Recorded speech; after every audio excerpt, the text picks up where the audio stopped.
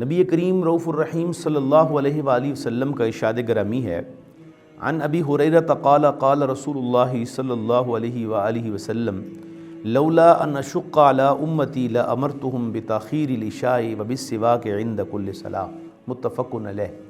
یعنی یہ حدیث مبارکہ متفق علیہ ہے۔ امام بخاری اور امام مسلم نے اس کو نقل کیا ہے اپنی اپنی کتب کے اندر۔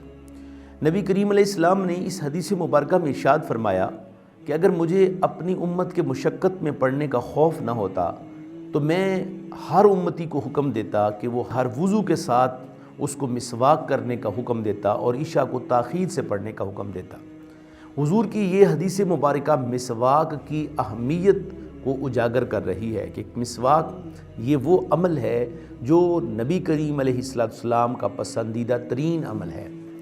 گرامی قدر، مسواک کس چیز سے، کس لکڑی سے بنائی جاتی ہے، اس کے بارے میں محدثین کی مختلف آراء ہیں، لیکن سب سے زیادہ پہاڑوں کے اندر اگنے والے ایسے خود رو پودے جن کی جو جڑیں ہیں وہ کڑوی ہوتی ہیں، یا ایسا کوئی بھی پودا، ایسا کوئی بھی درخت جس کی شاخ میں کڑواہٹ ہو، کیونکہ وہ دانتوں کے لیے مختلف بیماریوں کا علاج بھی ہے اور دانت کو صاف کرنے کا ذریعہ اور موجب بھی بنتی ہے۔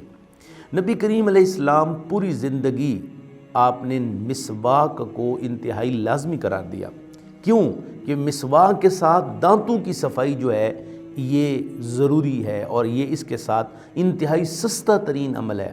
نہ تو اس کے اوپر پیسہ خرچ ہوتا ہے، بلکہ جو آپ ایزی اور آسان طریقے کے ساتھ مسواک استعمال کر سکتے ہیں۔ گرامی قدر، حضور نبی کریم علیہ السلام کی ایک اور حدیث مبارکہ ہے کہ مسواک کے ساتھ، یعنی جس وضو میں آپ نے مسواک کی ہے، اس وضو کے ساتھ نماز پڑھنا بغیر مسواک کیے ہوئے وضو کے ساتھ نماز پڑھنے سے 70 گنا افضل ہے۔ یعنی اتنا اجر ہے کہ اگر آپ مسواک کے ساتھ نماز پڑھتے ہیں، مسواک کیا ہوا ہے اس وضو میں، تو آپ کو 70 گنا زیادہ اجر مل رہا ہے، چہ جائے کہ آپ نے مسواک نہیں کی ہوئی۔ تو اس سے بھی اندازہ ہوتا ہے کہ مسواک کتنا پسندیدہ ترین عمل ہے۔ دور حاضر میں ہم برش کرتے ہیں، تو برش بھی بنیادی طور پر وہ ہمارے اسی مقصد کو حل کر رہا ہے کہ جو مقصد مسواک میں نبی کریم علیہ السلام نے ہمیں دیا، ہمارے دانتوں کو صاف کر رہا ہے۔ اور پھر ایک حدیث مبارکہ میں جہاں فطرت کی 10 چیزیں ایک مومن مسلمان کے لیے لازم قرار دی گئی ہیں، ان کے اندر بھی دانتوں کی صفائی کرنا ازحد ضروری ہے۔ نبی کریم صلی اللہ علیہ وسلم فرماتے ہیں کہ وہ مومن جس کے منہ سے بدبو آتی ہے، وہ مومن جو گندگی، جس کے جسم سے گندگی ظاہر ہوتی ہے، اللہ تعالیٰ اس کو ناپسند فرماتا ہے۔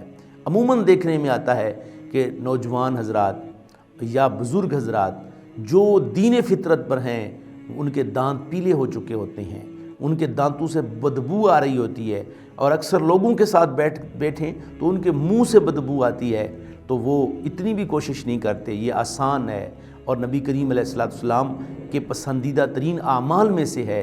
تو ہمیں چاہیے کہ ہم روزانہ جیسے صبح اٹھتے ہی وضو کرتے ہیں، غسل کرتے ہیں، تو ہر روز صبح اور شام سونے سے قبل اور رات کو جناب سونے سے قبل اور صبح اٹھتے ہی فوراً سارے کاموں سے پہلے ہمیں دانتوں کی صفائی کرنی چاہیے۔